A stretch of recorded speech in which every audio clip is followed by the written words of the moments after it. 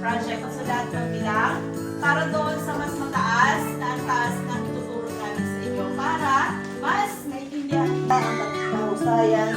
dedikasyon at malaking pagsisikap sa pag-abot ng mga layunin sa pag-aaral kasama ang pagtanggap ng mga hamon at pag-angat ng sariling katayahan. Ipinagkaloob ngayong ika-3 ng Disyembre taong kasalukuyan